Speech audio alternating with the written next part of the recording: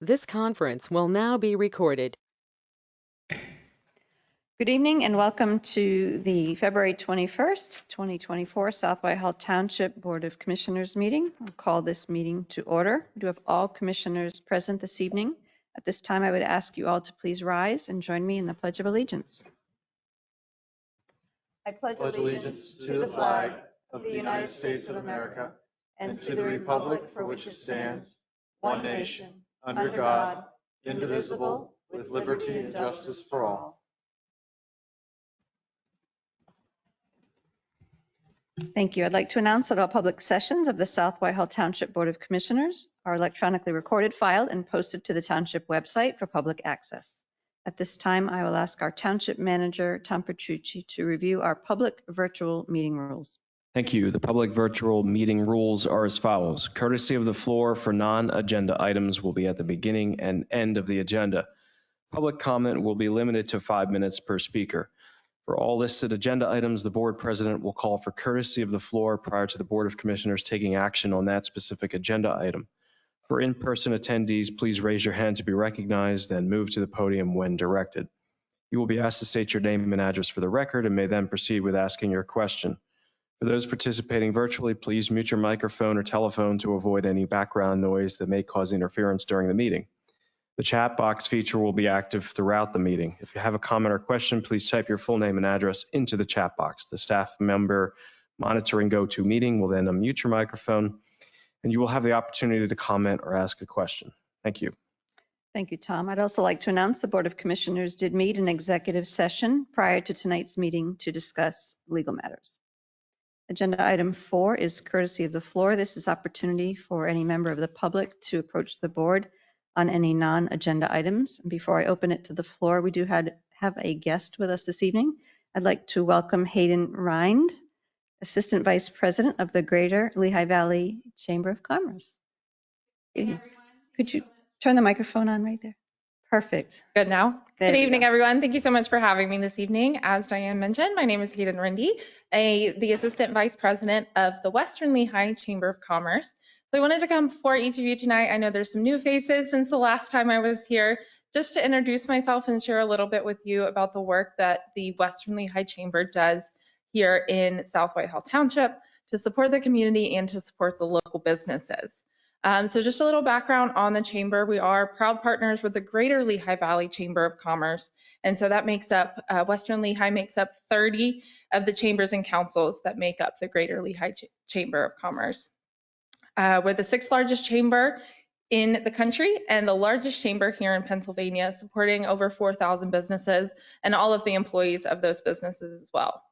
So we enjoy partnering with municipalities like yourself. We truly value those partnerships to be able to help elevate events and initiatives that you already have in place, as well as bring new initiatives to the township as well, all with focusing on showcasing and supporting our local businesses and putting a spotlight on the community and making it a great place to live.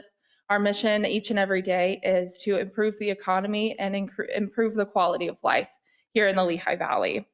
So one of the ways we did that, we're going to go backwards a little bit. During the pandemic, we did partner with South Whitehall Township to facilitate a local business grant that the local businesses could apply for additional support during some of the darkest days that the businesses saw.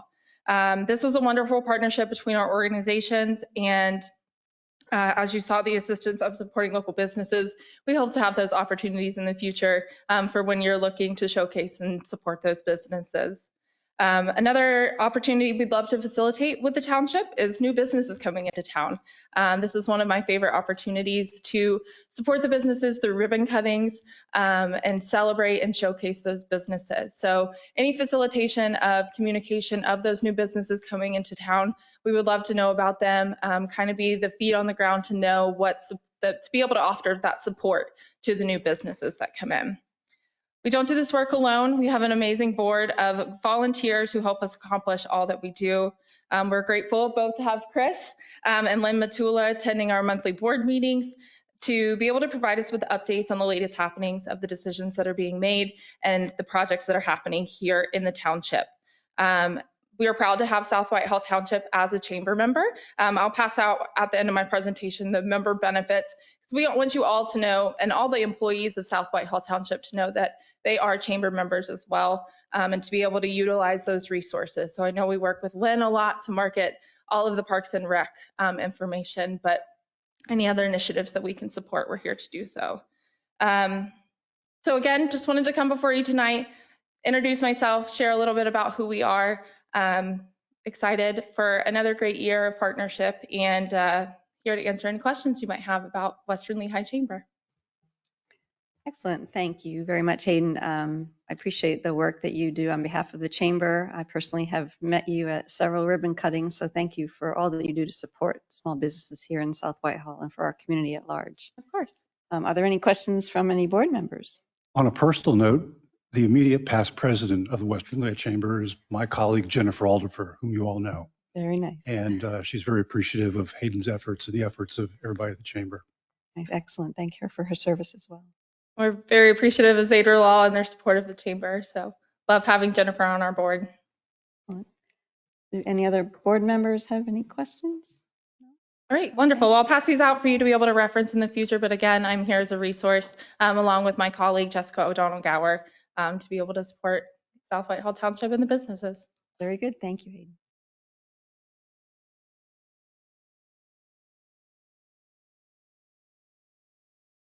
Thank you very much.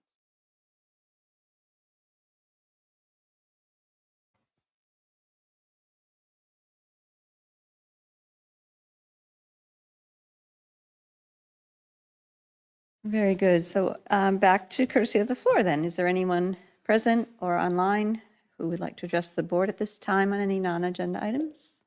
No one? Okay, moving on to agenda item 5, our meeting minutes from our February 7th, 2024 Board of Commissioners meeting have been distributed in advance to our board members. Does anyone have any questions or comments? Hearing and seeing none, do I have a motion to approve? Motion. Second. Motion is second. All in favor? Aye. Aye. Motion carries. Agenda item 6A, ordinances. Permission to advertise an ordinance of the Township of South Whitehall, County of Lehigh, Commonwealth of Pennsylvania, amending Part 2, General Legislation, Chapter 336, Vehicles and Traffic, Article 3, Restrictions on Size, Weight, and Type of Vehicle and Load of the Codified Ordinances of South Whitehall Township to amend Section 336-31, Truck Traffic Restricted on Certain Streets, to provide for a truck traffic prohibition on Ridgeview Drive between Walbert Avenue and Huckleberry Road, and to provide for a repealer clause, retention of rights to enforce, severability clause, and an effective date. Turn it over to Tom to present. Thank you. So the township engineer, Pidcock, was previously engaged to provide an analysis and documentation to the township for the restriction of truck traffic on Ridgeview Drive from Walbert Avenue to Huckleberry Road. Following that analysis, the township engineer determined it would be appropriate to restrict truck traffic on Ridgeview Drive along that section. An ordinance is required to implement this truck traffic restriction. The ordinance is enclosed in the meeting packets and was reviewed by the township solicitor, who determined that the ordinance is appropriate if the board is inclined to proceed with this restriction. It's also important to note that emergency traffic and local deliveries would not be restricted if you were to enact this ordinance per Chapter 336-31 of the Township Code. Ridgeview Drive is a local road, so PennDOT does not determine whether or not the truck traffic should be restricted. It is a local decision, but Pidcock used PennDOT standards as a guide to make the recommendation, as it is the industry standard, as well as the fact that the township has adopted PennDOT standards for road construction standards. But basically, put simply, the reason that the township is able to enact this restriction is due to the fact that Ridgeview Drive has experienced deterioration of the roadway surface due to the amount of volume of truck traffic and other traffic. So it is able to, based on the current condition of the roadway, it qualifies for this restriction. So if the board's inclined, I would seek a motion to advertise the enclosed draft ordinance for consideration of adoption during the March 20th Board of Commissioners meeting. Very good. Thank you, Tom. Are there any comments or questions from the board on this permission to advertise? Hearing and seeing none, is there any public comment? Do I have a motion to proceed with advertising of said ordinance? So moved. Second. We have a motion and a second. All in favor? Aye. Aye. Any opposed? Motion carries 5-0. Thank you, Tom. Moving on to agenda item 7A, a resolution of the Board of Commissioners of South Whitehall Township authorizing the township manager to execute an agreement with UGI Utilities Incorporated, providing for a cost-sharing arrangement for road restoration work to occur in South Whitehall Township. I'll ask our Director of Operations, Herb Bender, to present. Thank you. Administration is looking to move forward with the cost share agreement with UGI. The cost share agreement with UGI is for work they have done within the township on various roads that is attached to Exhibit A. The agreement is in the amount of $300,440. The action we are requesting is that the resolution allows the township manager to take the necessary steps to ensure that the agreement is executed on behalf of the Board of Commissioners. And this money, if it is voted through, will go into the Capital Reserve Fund to help fund the paving in 2025 when this work would take place. Thank you, Herb. Are there any comments or questions from the board? Any from the public? Hearing and seeing none, do I have a motion to approve said resolution? Second. Motion is second. All in favor? Aye. Aye. Any opposed? Motion carries 5-0. Thank you, Herb. Agenda item 8A, motions. We have a motion to approve proposals and associated total costs for VoIP upgrade project, Mitel MIVB SVI software program IP platform software and installation. I'll ask our Township Manager, Tom Petrucci, to present. Thank you. So South Whitehall Township currently utilizes the Mitel Voice Integrated Network Platform System, which was actually originally installed by the vendor AT&T in 2012 and runs on the Office 250 platform. So AT&T previously notified current township management late last year that the software for the current platform will no longer be supported past June 30th of 2026. The township then began taking the necessary planning and fiscal steps to ensure that the phones will be upgraded in a cost-effective and efficient manner, including budgeting in the 24 budget in the total amount of $55,000 in the IT line item. So the relevant information from Mitel was provided in your packets, which confirms the June 30th, 2026 migration deadline. So AT&T also provided a proposal in the total amount of $52,361.70 to purchase all the necessary software off of the state contract.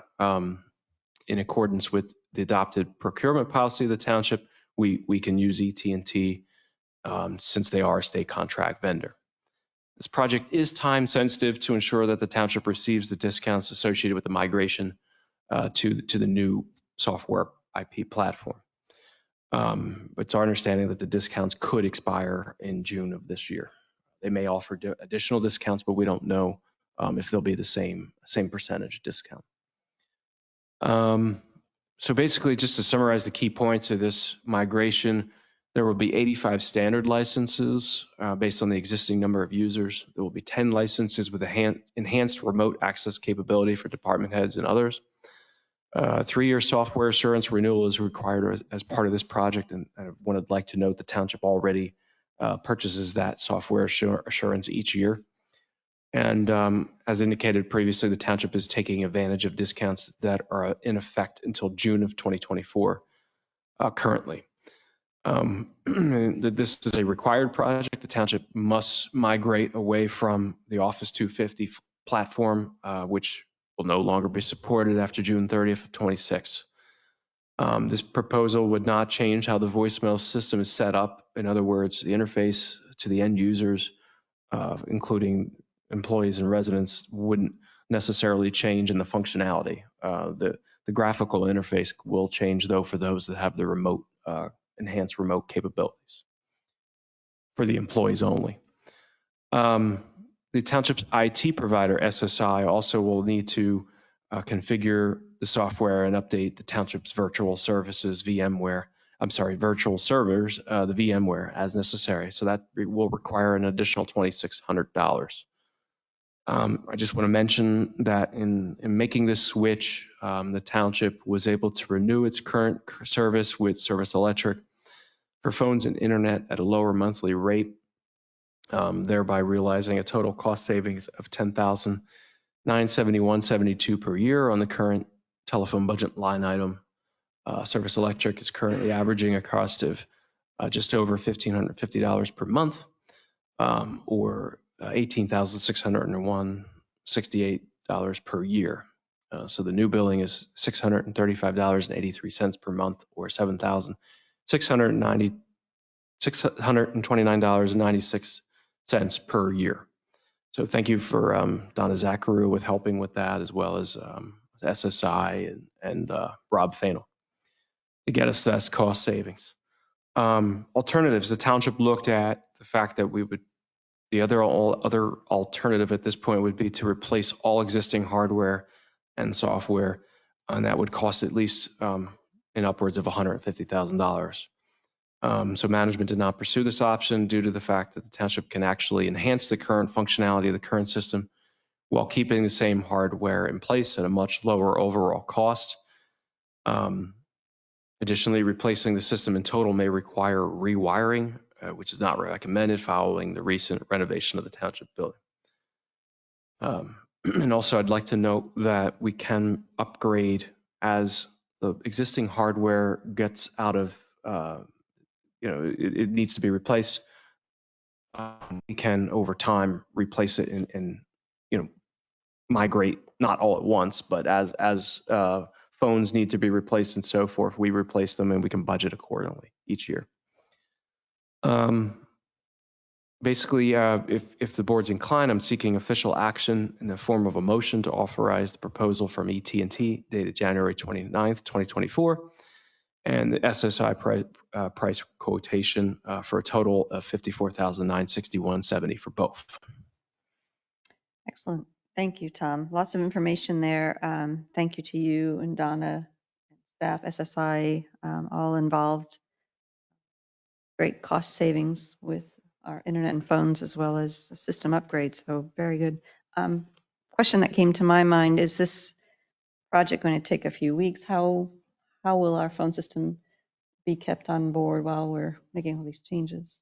It should not take a few weeks. I mean, it might take that long in the background, but the actual time that it's taken offline, the phones, and then put back on shouldn't be any more than an hour or two. And we can certainly work around that in the morning or the afternoon, evenings at times, so that we don't have a long period of time that causes a delay. Excellent. Thank you. I'll open up to the board if there are questions or comments. I do have a quick comment. Thank you, Tom, for letting us know that you can replace each component as necessary, that we don't have to do all the hardware at one time. That's helpful to know. Thank you for putting this all together. And the savings is really nice, very nice savings. What I'm always concerned with is that we have adequate support, adequate technical support. And I did see, I think on page 5 of the agreement, it did lay out some technical support. Do you feel that that's adequate and we'll have a smooth transition? Yes, when coupled with the software assurance, we should not be experiencing any problems. And I've actually gone through this migration before, and it works well, put very simply. Very nice. This year. Yeah. Mm-hmm. Any other comments from the board? Any public comment? Anything online? Nope. Hearing and seeing none, do I have a motion to approve said motion? So moved. I'll second. All in favor? Aye. Aye. Any opposed? Motion carries 5-0. Moving on to agenda item 9, correspondence and information. I'll pass this over to Tom to review boards, commissions, informational items, and vacancies.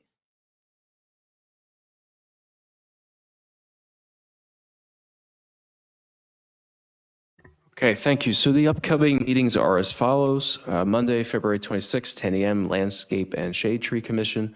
Wednesday, February 28th, 7 p.m. is the Zoning Hearing Board. Monday, March 4th, 7 p.m., Public Safety Commission. Wednesday, March 6th, 7 p.m. is a Board of Commissioners meeting. And then Wednesday, March the 13th at 6 p.m. is a special meeting for interviews for current board vacancies, which have been scheduled. So that will be a long night from 6 o'clock to approximately 9:30 for all the candidates. But that's a good sign because that means there's a lot of interest in the positions. Very good. I do want to thank all the residents who applied. I believe we had 15 or 16 Yes. scheduled that evening. I want to thank you, Tracy, for getting that scheduled together and for getting the information together for the board. Thank you for that. We're still accepting. Right? Yeah, we're accepting it on a rolling basis at this time. Moving on to agenda item 9B and C. I'll do them one at a time. We have our annual reports first from the Civil Service Commission for 2023. For our information, it has been provided to the board in advance. If you've had a chance to read it, are there any comments or questions on the report? And same for the Planning Commission. They've submitted their annual report for 2023. Board comments or questions? I want to again thank our citizens who volunteer for both of these boards for your service to our community. And thank you for preparing these reports for us to keep us informed. And these reports will be available on our website in our packet if the public is interested in reviewing. We have nothing under direction and discussion. Moving to agenda item 11, old business. We do have a comprehensive plan implementation update. I will turn it over to Dave Manhart, our Director of Community Development.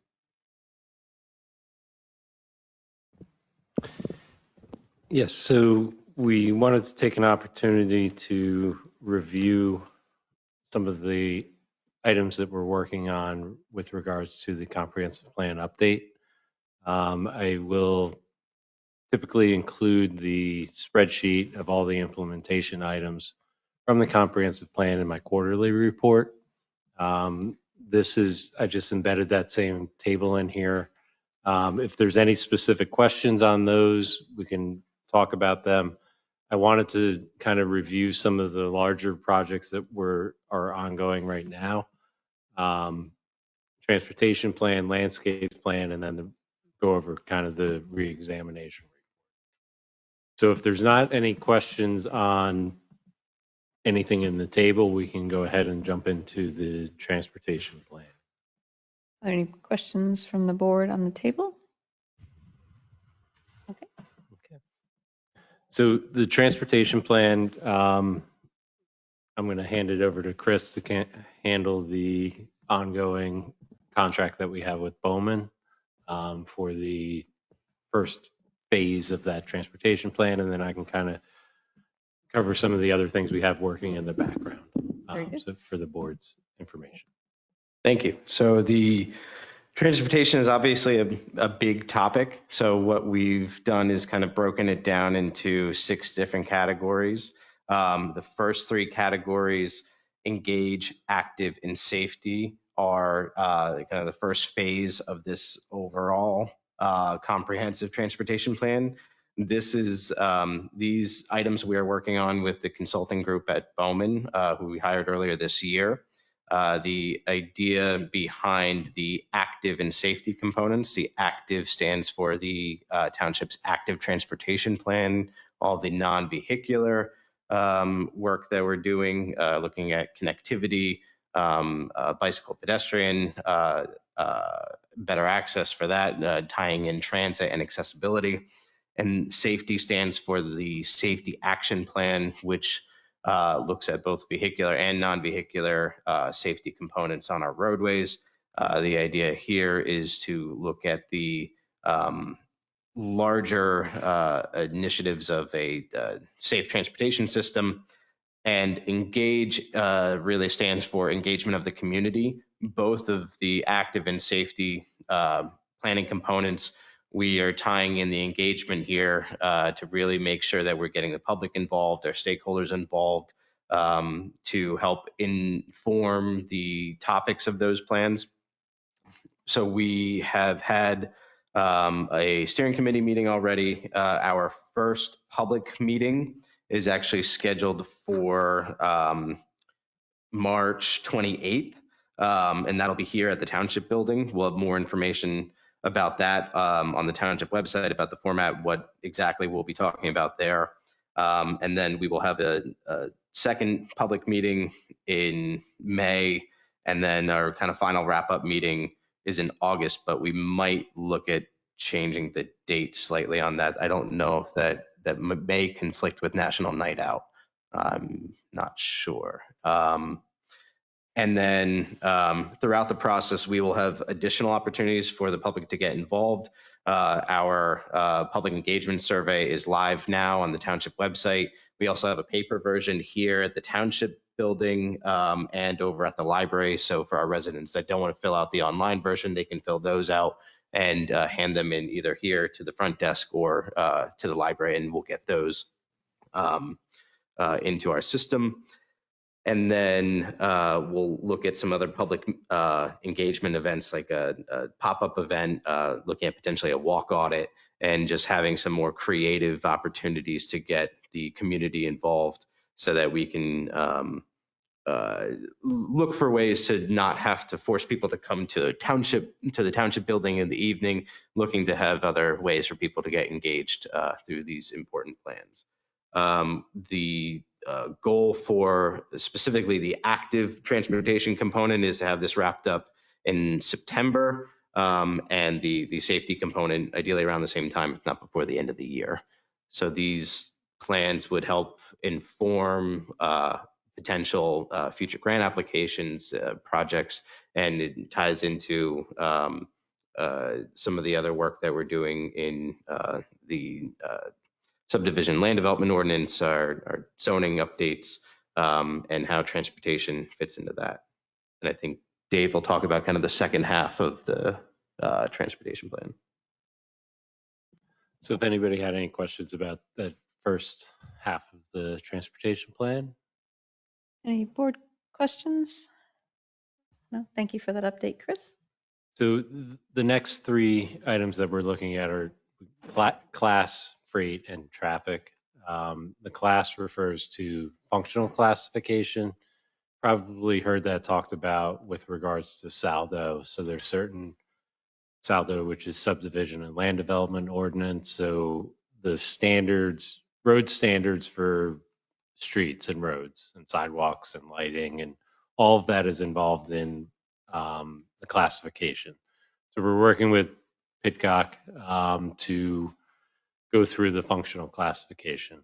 One thing that we're doing that we heard from through the comprehensive plan effort is looking at a character classification. So a neighborhood collector in an established neighborhood may not have the same characteristics. It may have the same functional classification as a collector in a rural neighborhood, but it perhaps shouldn't have those same standards. Lighting, sidewalks, curbing, different techniques. So what we're looking at is developing a matrix that has character classification and functional classification, and then having recommendations based on where it falls in that matrix. So that hopefully we can have SALDO standards that are appropriate for the area and the function. So that's really what we're working on with that. The freight is to build off of some of the work that Pitcock has done with the Ridgeview, looking at truck restrictions, looking at freight origins and destinations, how we can safely get truck traffic from warehousing to local roads, to main roads, state roads, thoroughfares, basically to 22 and 78. So what are the safe routes? What are the best routes for truck traffic? So we're intending to do an overall analysis of the township and kind of look at some of that and make recommendations for additional truck restrictions. The traffic piece is really where we'll start looking at congestion management. So looking at corridors that may be congested at certain times, make recommendations on how we could potentially mitigate some of that congestion. And that would probably be more of a corridor specific plan. Leveraging a lot of the work that the state does with traffic counts, how we can identify corridors and solutions for those corridors.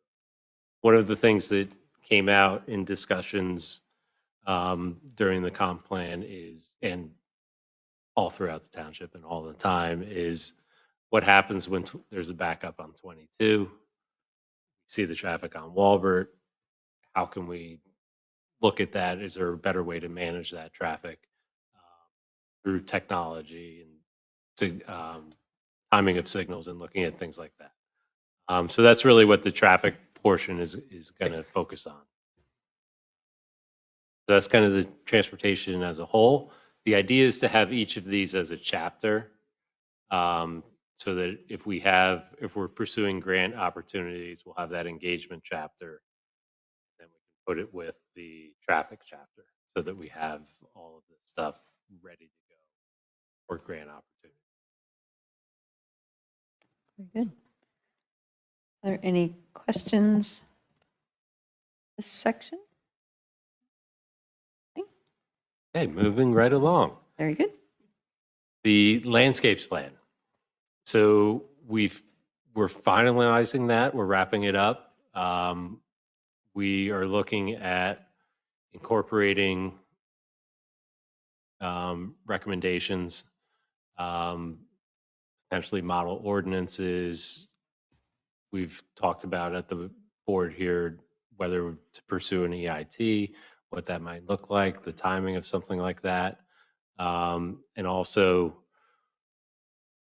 preservation opportunities and then preservation strategies are really what is going to come out of that. And we're looking at we're calling it landscapes because we're looking at all of the resources together. So we're looking at agricultural resources, natural resources, and historic resources as one unit. And if there's an opportunity to preserve, the example I like to use is if there's a farmhouse in a farm, that's a landscape that should be preserved together instead of just focusing on the farm or the barn within that landscape because it provides the context. So we're laying out some strategies with that. One of the things that came out of the historic portion of that is the need for a inventory or a survey. So we have engaged Jeff Marshall, who was the consultant that helped with the landscapes plan, to begin the historic resource inventory. So we have a list that has been compiled through public engagement. We have the bicentennial book. I'm sure everybody's familiar with that. There's copies floating around. So we kind of went through and cataloged some of that. And we're looking to find out what's still there, what warrants more research, and kind of going through that and making recommendations. Because ultimately what comes out of that is a classification system so that the board can classify things that they feel are important that would help with preservation, incentivize preservation, and or adaptive reuse. So one of the things that we've heard is historic buildings, in order for them to be maintained, need to be occupied. And there may be uses that may not fit in zoning, but may be appropriate for a barn. And are there ways that we can provide for these adaptive reuses so that the buildings are occupied and cared for and not just left to rot? So those are some of the things that we're looking at for the classification system in the historic resource inventory. The other thing we're looking at in that inventory is the and we heard this again through the comprehensive plan process and all of the public engagement, is the importance of neighborhoods and villages, how that ties to historic resources, Boothsville, Mechanicsville, Myersville. I mean, I spent a lot of time on the map, so going through that. And we're working on an online map that has the inventory and the neighborhoods and the, we're calling them villages, that will roll out as part of this inventory. Part of the inventory, there's a public engagement piece, and I'll let Chris kind of talk about an effort that we're working with the library on with Jeff Marshall. Yeah, so during the landscapes public engagement portion last year, we had a lot of support from the library over here to try to help in getting the our older residents engaged, because there's a lot of programs that they do already, and they offered some support in that aspect. Talking a little bit about what Jeff is doing with the historic resource inventory and the kind of need to get out into the community a little bit more, for the potential to hear from folks about resources that they have, maybe homes and even just kind of stories. It helps kind of frame the work that he's doing. One of the things that we also heard a lot of during the outreach is the need for kind of community engagement and community preservation. We talked a little bit last year about kind of the difference between a historical commission and a historical society, where a historical society is really kind of an outside of the municipality type of entity and effort there. So in an effort to support that, the library has offered to kind of help foster the idea of that. So they, through their adult programming, their monthly adult programming, they've offered for an evening program to do something in the idea of this kind of preservation effort. So we're working with them on March 21st from 5 p.m. to 6 p.m. There'll be a historic preservation program. Staff, Dave and I will be there to kind of talk about what we're doing with the landscapes plan, reiterate what kind of the purpose of this plan is, highlight kind of the historic piece of it. Jeff Marshall will be there to talk about the historic resource inventory and start that engagement process with members of the community, and talk about some of the follow-up he might do with specific landowners.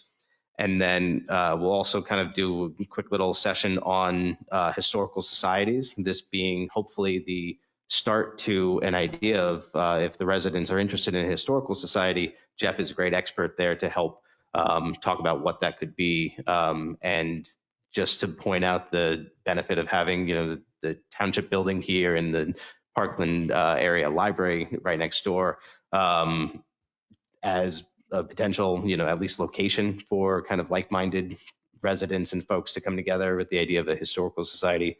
We've talked a lot about how we have a number of stories to tell that we've learned through this process, and we're hoping that this will be kind of the start to at least be a gathering place for people to come together to kind of share some of these ideas in an effort to continue this sort of preservation outside of just the township's preservation plan. So I encourage everyone to attend, anyone who's interested in that. And we hope this is the beginning to something that's at least of interest to the community. So if there's any questions on kind of the landscapes plan, historic resource inventory, the event over here, kind of next steps, I think we're happy to answer any of those. Thank you, Chris and Dave. Fantastic information. I'm excited to see these meetings get kicked off. Thank you for partnering with the library. I think that's a fantastic idea to plug into groups that are already meeting there, and we can just kind of fishtail in with making that work. So thank you. Just question, where does the official map fit? Is this time or is it down the road? I'm not sure. We're talking about reading maps. I talk about it all the time, is having the plan and then the implementation. And like, as we're identifying resources then it becomes appropriate to put those resources on the official map. And that also ties into that classification idea of historic resources in particular, is if you have, what we're thinking is like a class 4 is it's on the list, but it hasn't really been researched or moved to that next step. The class 3 is the step where we're working through everything. Class 3 is where it kind of unlocks adaptive reuse, incentive-based zoning, and potential inclusion on the official map. So the official map is a tool to effectuate a lot of these things that are built into the plans. Coming out of the active transportation plan, there may be connections that we want to see. Those would go on the official map as connections so that if there's a development comes in, we have an opportunity to negotiate and hopefully make that happen. Excellent. And it's quite evident, given the update that you just detailed to this board, a lot of work has gone into this with you and Chris and staff. So thank you Yes. for bringing this to us as an update. But Yes, thank you. And there's a lot to go. very exciting. Yes. I'll open it up to the board if there are comments or questions on your presentation this evening. I only have one comment. I like that you brought up the fact, the point of information gathering. And I think one thing to keep in mind is it goes beyond just the events that the township hosts or works at the library. You start with that, but almost you want to get to a point where eventually it snowballs and you're just encouraging people, talk to your neighbors, talk to your friends, talk to the people who you interact with, throughout the week, because there's a whole wealth of knowledge out there that I don't think any of us even can sort of imagine what the scope of it is. But if people are, encourage people to almost do similar things that you're doing, take it out there, and then you won't be sort of on the spot to keep hosting these events, but they'll be doing it themselves and then have a way of getting that information back to the township, because you get people talking, and even if it's among neighbors or friend groups, they'll start pulling out old pictures. They'll start pulling out books.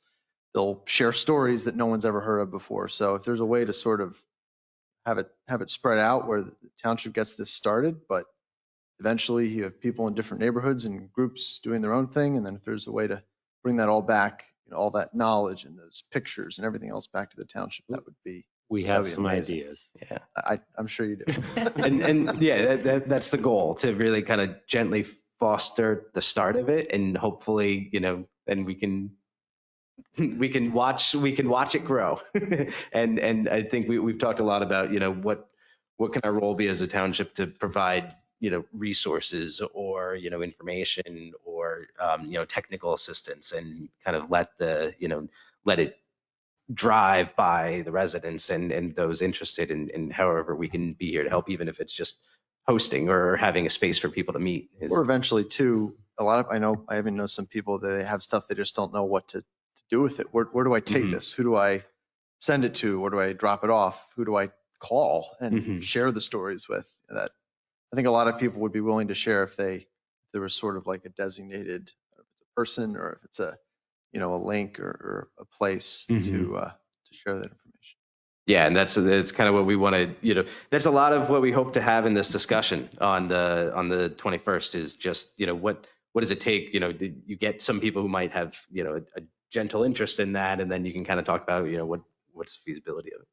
You just reminded me, have another person maybe to consider inviting on the 21st, anyone from the Lehigh County Historical Society. I know they're constantly in the historical collection business and archiving business, and what would they suggest people do as well? They might have tools or outlines or plans to do. And we did talk to the executive director there through the course of this, and he gave us great information. A lot of it kind of pointed to the idea of these type of start with, what you have and what people, have access to, and what the interest is, and then see, what's appropriate, because you don't want to start too big and then you have nothing there and it doesn't go anywhere. And if you find, you have really something special, a lot of the times that stuff sort of can grow on its own and then kind of shape itself. But yeah, it's a great suggestion. I think this is all really exciting. It's really energizing. It's been a long time coming, and thank you for all your hard work. Have you looked at any of the local churches and spoken to people there or put any information? As out? far as their history, like their impact on history, Right, history or anything they could offer in terms of South Whitehall history? not specifically. It might be something that Jeff I is. think when we go through that list and we have locations to spend some more research in, part of what he's going to be doing is, but once the snow goes and he can kind of get out there, is to do some, they call them windshield surveys, and, you know, investigate some of the sites. If he has an opportunity to talk to somebody at the site, he'll arrange that and start getting that on boots on the ground kind of investigation in the coming months. And we don't want to lose the generations that we have with us now because they can provide so much information, and that's so important. So, thank you. Yeah, and then I'll say too, I mean, if anyone has, folks that I encourage you to reach out to your neighbors, reach out to your friends and the groups that you may be involved in to start to see who might be interested in this, because this is really, it's kind of stems from a township effort, but municipal effort, but it's larger than that, and it's really on the community. And I'm sure Jeff did this, but if he walks the cemeteries, some of our cemeteries, you get a lot of history right there. And obviously they may have some records of the people they buried.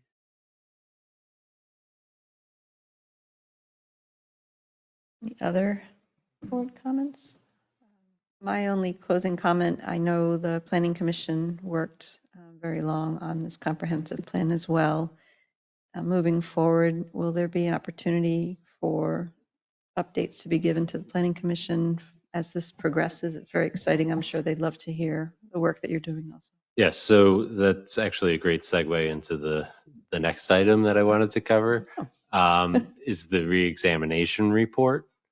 And in the Planning Commission annual report and some of the discussions we had at the Planning Commission is providing more of an update on this implementation, because they spent a lot of time getting that comprehensive plan going and through the process. And a lot of the implementation isn't directly tied to Planning Commission, but more Board of Commissioners and outside, staff. So we're going to do a better job of keeping them abreast of things. They're certainly on all of the distribution lists and invited to the public meetings. And again, through the comprehensive plan process, one of the first things we heard very early on is the need to evaluate the comprehensive plan, not just let it sit on a shelf. So the idea of having a reexamination report, and this is something that I've done with other communities,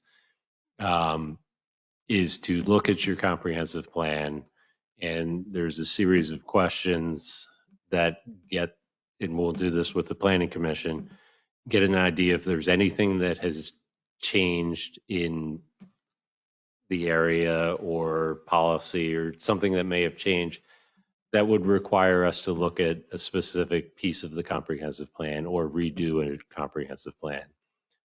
So the idea, we had talked about including it in the annual report.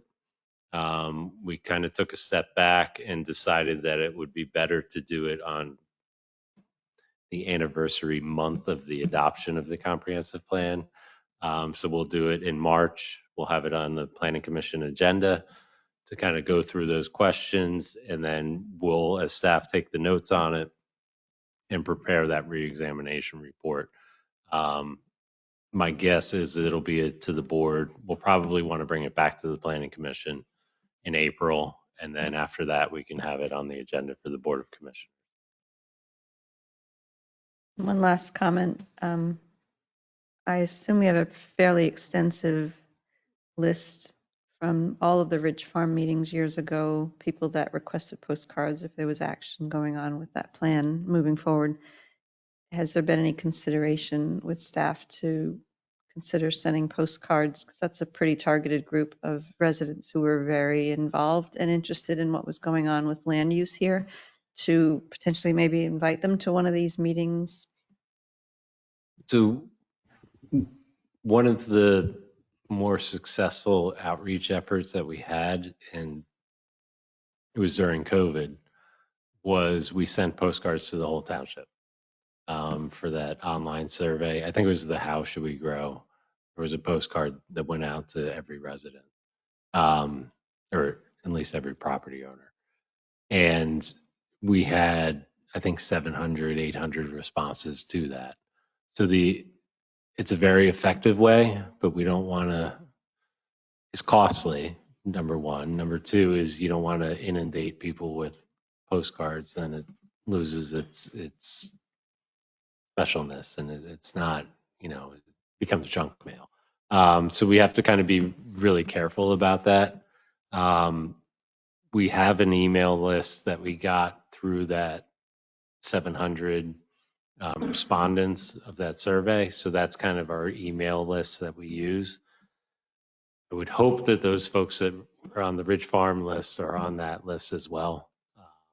So that's kind of what we're using as our email list. Excellent. Very good. Thank you for that information. Didn't we at one time put it in the water bills? We put something in the water bills? So we will often put in little reminders in the utility bills. The problem with that is it's quarterly and it goes through different parts of the township. So we'll hit sections of the township at one time. So it's good for certain things.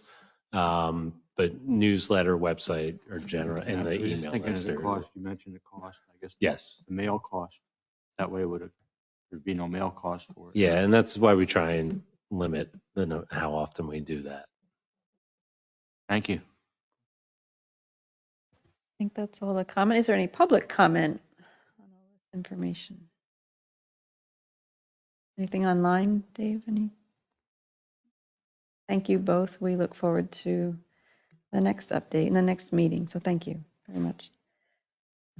Moving on to agenda item 12, courtesy of the floor. Again, opportunity for any member of the public to approach the board on any non-agenda items. Is there anyone present this evening? I need a motion to authorize payment of invoices and disbursements. So moved. Second. Motion is second. All in favor? Aye. Aye. Motion carries. We have no executive sessions scheduled this evening. I need a motion to adjourn. Motion. Motion is second. All in favor? Aye. Aye. This meeting is adjourned. Thank you. I think this is the first meeting I know. I think this is the first meeting I attended. Herb didn't want to buy something.